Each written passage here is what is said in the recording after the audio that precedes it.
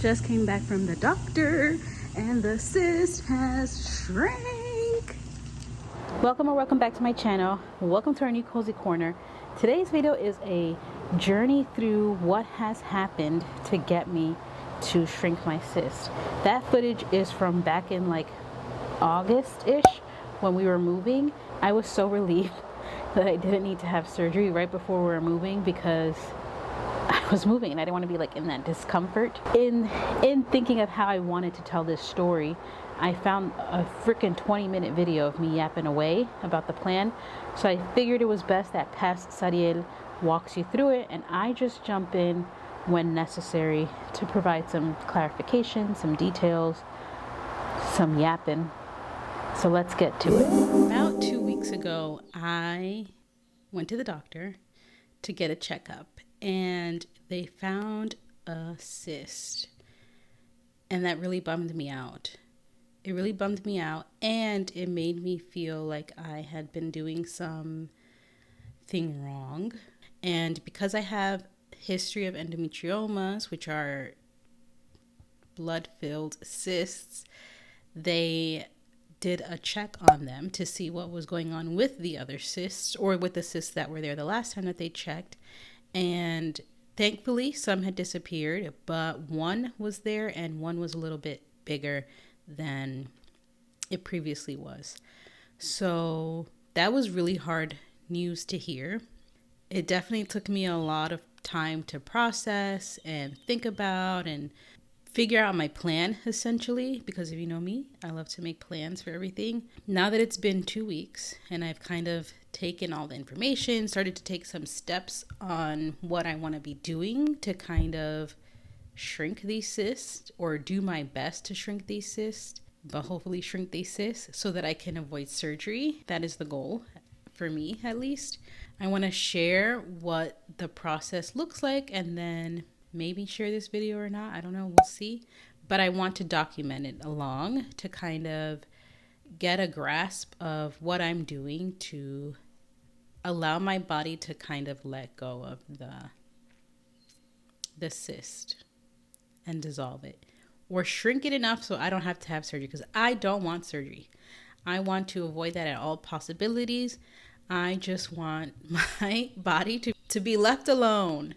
I don't want anybody in my body for any reason unless medically necessary. And I don't want this right now.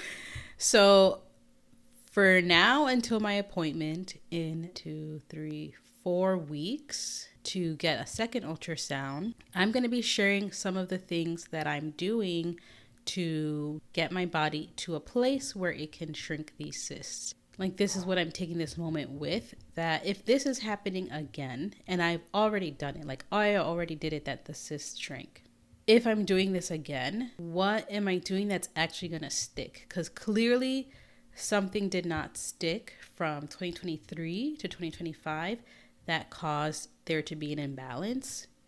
So what is it that I need to do to make sure that this version of me doing all of these things is stickable? Granted, there's some things that are probably not going to be there long term, like the steaming every day or all of these remedies every day.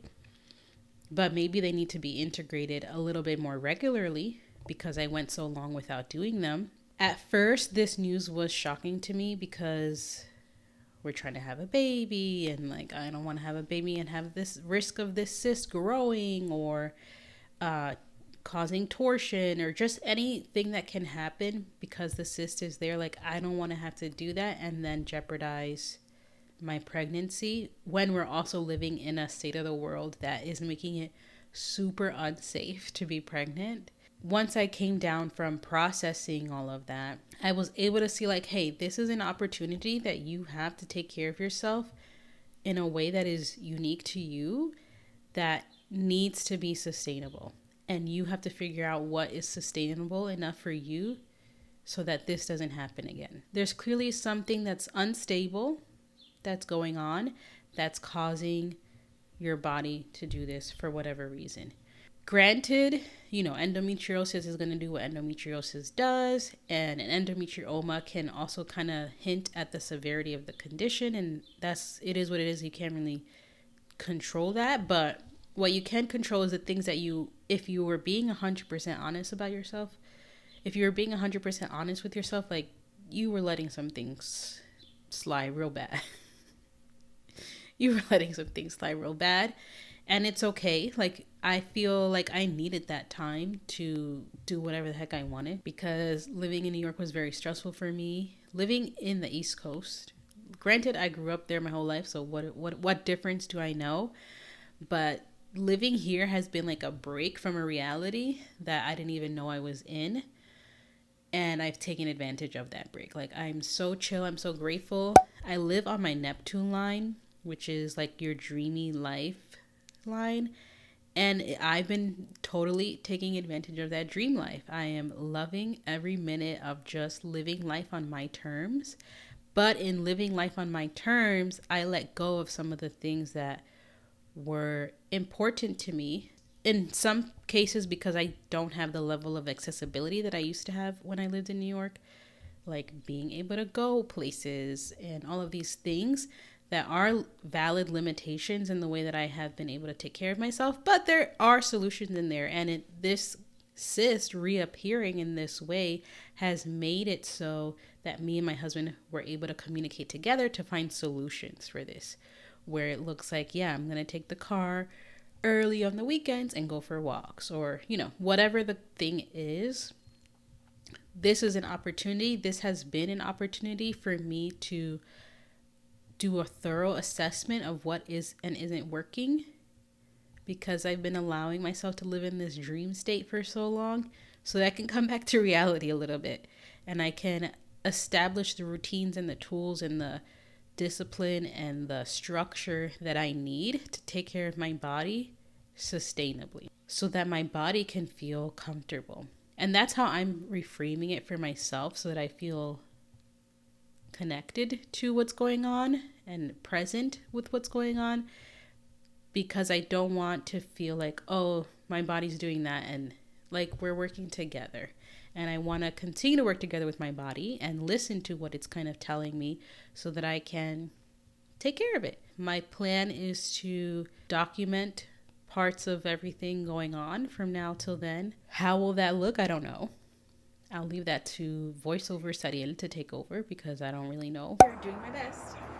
I'm hoping that this video allows for some clarity for me, for some documentation for me, and maybe connecting some dots for other people, because our bodies can be talking to us all day, and it's our job, if we choose, to kind of listen and tap in and put those things together. So I'm excited for the next 4 weeks to see what happens, and I'm excited to get that scan in and her be like, oh, it's gone, it's shrank.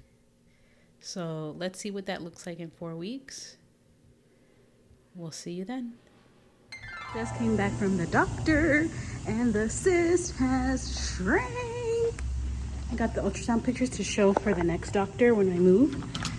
The progress. It's shrank. I don't need surgery. Tuna, I don't need surgery. Yay! When I previously had cysts and was in this same space of like, oh God, I had to shrink my cysts.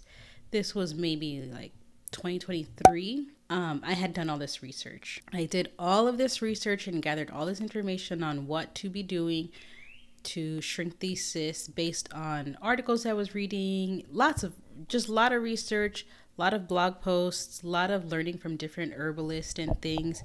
And I compiled all of that into a document.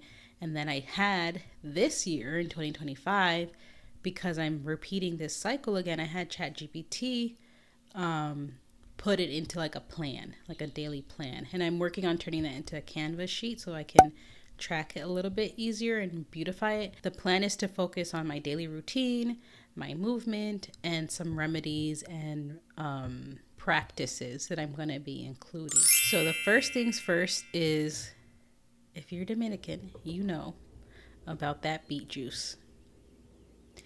And you know, it doesn't taste that bad to me, but people do not like it. So I'm going to be drinking that throughout the month. On top of that, at the beginning of next month and one week this month and 1 week next month, I'm going to be trying this remedy that I have previously tried, where it was garlic, apple cider vinegar, and citrus, like a grapefruit or something. And then, yeah, the beet molasses. Also, to promote like blood circulation, I'm gonna continue drinking my red raspberry leaf tea, my nettle leaf tea, all of those things that I kind of do, but just drinking a little bit more consistently. One thing that I do want to interject here about is the teas that I was drinking. At this time, I was also reading a lot of like herbal books. I remember I borrowed a bunch of herbal books from the library, and something came across around red raspberry leaf tea being a cooling herb. Something about that just perked up my ears, and I was like, I don't think I should be having something cooling when I need to have something warm, or I need to promote warmth in my uterus. I kind of stopped drinking that tea and relied on some other herbs that I was keeping in the rotation. So I want to interject to say that if something doesn't feel right for you, even if it's like the standard way to treat something, trust yourself. Because I even asked a lot of my herbalist friends, and they were like, it's no big deal, no big deal. But something about it just like didn't sit right with me. And a lot of this journey of healing your womb and managing this condition is like trusting your gut again and listening to what it's trying to say. So yeah, I don't drink red raspberry leaf tea as much or ever as I did. And when it comes to my movement, I have lots of options, and I'm really excited about that. And I've been doing really good so far, like the first 2 weeks, kind of dipping my toes in there. I have, in the Peloton app, I've made a like workout plan. You can have like personalized plans now. And I did one where we have 3 days of strength, 2 to 3 days of recovery. And on top of that, I have my pelvic floor exercises from the pelvic floor therapy that I started. Oh, and walks. I've been being more diligent about taking my walks throughout the day when I can, and also going to the local park to like do a lap and get my steps in. Moving here has really made me sedentary in a way that I did not expect. And if we're thinking of the stagnation of blood, you could see why that could be connected in a way.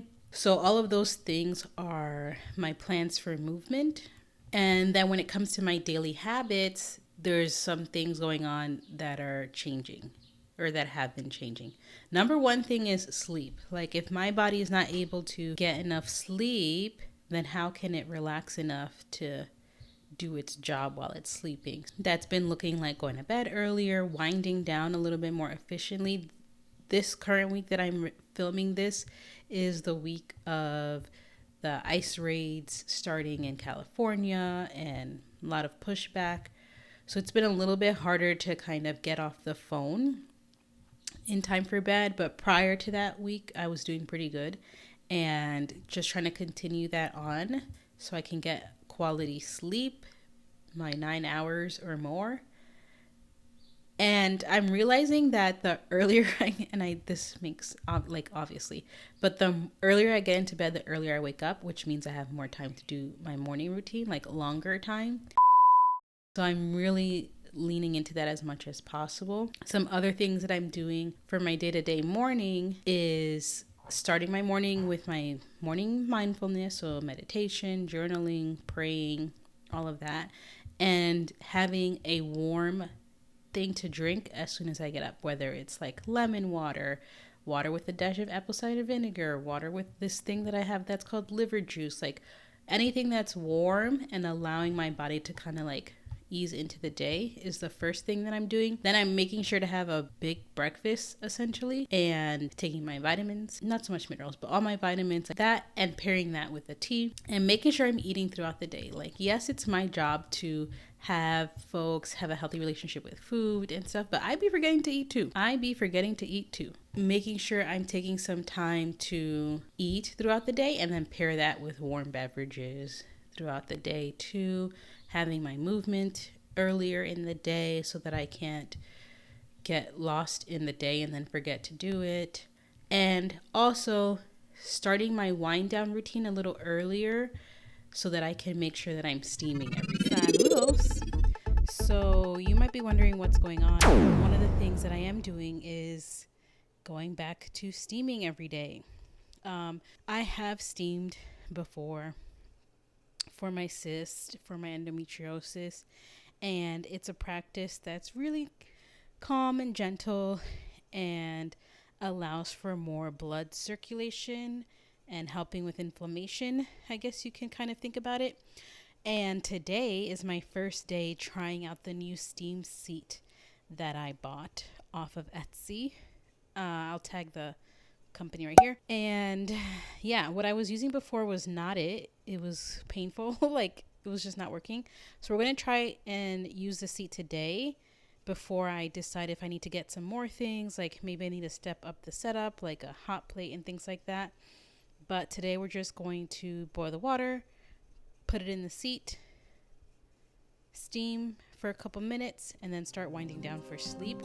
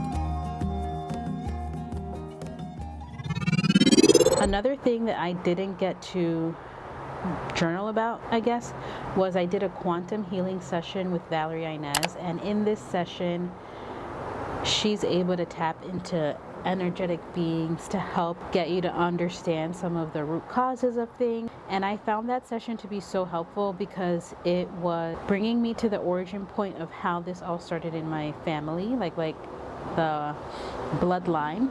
And then on top of that, it reminded me that sometimes things that are within us are bigger than us. Specifically, this book called It Doesn't Start With You or Didn't Start With You talks about epigenetics. And when we are thinking of conditions like these that run in families, like sometimes it's not even you. Like you could be doing all the things. I wasn't doing all the things, but you could be doing all the things and you still need a little bit more support. So you shouldn't blame yourself. In the past, I have been very much blaming myself when it came to the severity of everything going on. But now I'm in a place where I have a lot more curiosity and can lead with that. And with that specific recent example of the cyst, I was able to bring a lot of curiosity to build a stronger foundation of what I need to do to take care of myself. And that session with Valerie was really helpful in the sense of like, oh, there's like some things that are not mine and I still need to take care of myself deeply,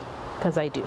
I 100% do. It also makes me think about my personal curriculum, which I made a video about that if you haven't checked it out already. But in my personal curriculum, I'm reading the book Laboring Women, and in that book, it just talks so much about like things women had to go through during slavery to their bodies, and how these conditions related to the womb could be related to that trauma, because that was traumatic as hell. To then think of how it's presenting years later, generations, decades later, with these womb, like the womb is asking for care and love and all of these things in all of these different ways, and society doesn't make it easy for us to listen. It gives you a bigger lens to look through to remind you that yes, you do have some ownership in taking care of yourself, plus it could be bigger than you. And I really needed to know that so that I can take care of myself a little bit more deeply, a little bit more honest, a little bit more present. And I'm not saying that I'm perfect, that's not what I'm saying.